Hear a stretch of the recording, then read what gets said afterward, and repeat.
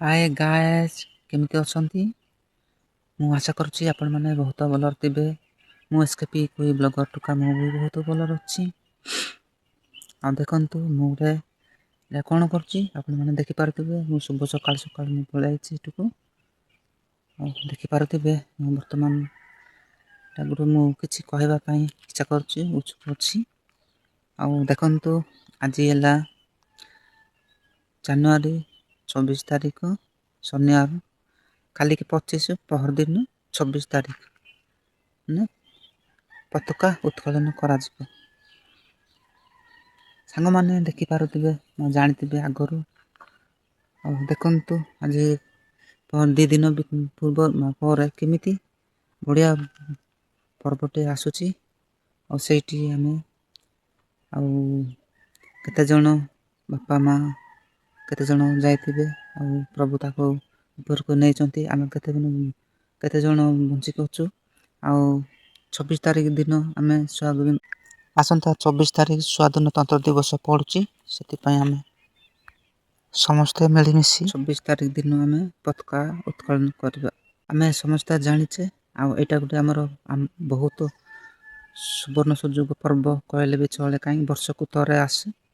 ସେଥିପାଇଁ ଆମେ ଆଉ ପିଲାମାନେ ତ ବହୁତ ଖୁସି ଅଛନ୍ତି, ଆମେମାନେ ମଧ୍ୟ ବହୁତ ଖୁସି ହେବା। ଆଉ ଆମ ଗାଁରେ ତ ବହୁତ ବଣଭୋଜି କରିବେ। ଆଉ ଆପଣମାନେ କେମିତି କରିବେ କି ନାହିଁ ସେଇଟା ମୁଁ କହିପାରିବିନି। ଆଉ ଆମର ପିଲାମାନେ ଯଦି ଅଛନ୍ତି ସ୍କୁଲକୁ ଯାଇକି ତାଙ୍କର କିଛି ଗୀତ ମାଧ୍ୟମରେ ଯେକୌଣସି ମାଧ୍ୟମରେ ଶୁଣିବା, କିଏ ତ ପ୍ୟାରେଡ୍ କରିବେ, ସେଇଟା ଆମେ ଦେଖିବା ଆବଶ୍ୟକ। ଆଉ ପ୍ରତ୍ୟେକ ବର୍ଷରେ ଥରେ ଗୋଟେ ଦିନ ଆସୁ। ଏ ବର୍ଷ ଗୋଟେ ଏମିତି ଆସିଛି। ଆଉ ନୂଆ ବର୍ଷର ଜାନୁଆରୀ 1 ତାରିଖ 24 ତାରିଖ ପର୍ଯ୍ୟନ୍ତ ଦିନ ହେଲା 24 ତାରିଖ 24, ଆଉ ତାରିଖ ମଧ୍ୟ 24, ଆଉ ବର୍ଷ ମଧ୍ୟ 24। ଏମିତିକା ଶୁଭ ସମୟଟା ଶୁଭ ଦିନ ଆମେ ପାଇବା ନାହିଁ। ସେଥିପାଇଁ ଆମେ ଅଂଶଗ୍ରହଣ କରିବା।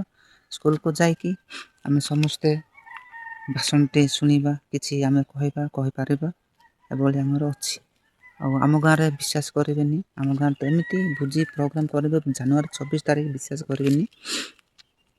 ବହୁତ ଲୋକମାନେ ପିଲାଠୁ ବୁଢ଼ା ପର୍ଯ୍ୟନ୍ତ, ଛୋଟ ପିଲାମାନେ ଏକ୍ସଟ୍ରା ଭୋଜି କରିବେ, ଆଉ ବେଣ୍ଡିଆ ପିଲାମାନେ ଏକ୍ସଟ୍ରା ଡିଣ୍ଡା ମାନେ ଅଲଗା ଏବଂ ମା ମାନେ ଅଲଗା, ଏଭଳିଆ ଭୋଜି କରିବେନି। ଆପଣଙ୍କ ଗ୍ରାମରେ କେମିତି କରିବେ କି ନାହିଁ ମୁଁ ଜାଣିନି। ଓ ଏମିତି ଗୋଟେ ସୁବର୍ଣ୍ଣ ସୁଯୋଗ 2024 ସାଲରେ ଦିନ 24 ଦିନ, ଆଉ ତାରିଖ ମଧ୍ୟ 24 ଏବଂ ବର୍ଷ ମଧ୍ୟ 24। ସେଥିପାଇଁ ଆମେ ସମସ୍ତେ ଯାଇକି ଆମ ଭଗବାନ ଆମକୁ କେତେ ଦିନ ରଖିଛନ୍ତି, ଏମିତି ଖୁସି ଭାସି ହୋଇ ସମସ୍ତ ମିଳାମିଶି ହେଇକି ଆମେ ଏକତ୍ରିତ କରିବା, ଭୋଜି ଭାତ ରାନ୍ଧିବା, ଚିକେନ ମଟନ ଯେକୌଣସି ଆମେ ଯେତିକି ପାଇବା, ଆମକୁ ଯେତିକି ଆମର ମାନେ ତାକତ ଅଛି, ସେତିକି ଆମେ ଭୋଜି ଭାତ କରିକି ବହୁତ ମଜମସ୍ତି କରିବା ବୋଲି ମୋର ଆଶା ଅଛି। ଆଉ 26 ତାରିଖରେ ଦେଖିପାରିବେ ଆପଣମାନେ, ମୋ ଛୋଟ ବଡ଼ ପର୍ଯ୍ୟନ୍ତ ଆମେ ଭୋଜି କରୁଛୁ। ଆପଣମାନେ ମଧ୍ୟ ଭୋଜି କରିକି ଦେଖେଇବେ। ଆଉ ମୁଁ ମଧ୍ୟ ଭୋଜି କରିବାଟା ସବୁ କିଏ କି ପ୍ରକାର ଭୋଜି କରୁଥିଲେ ସେଇଟା ମୁଁ ଦେଖେଇବି। ଓକେ।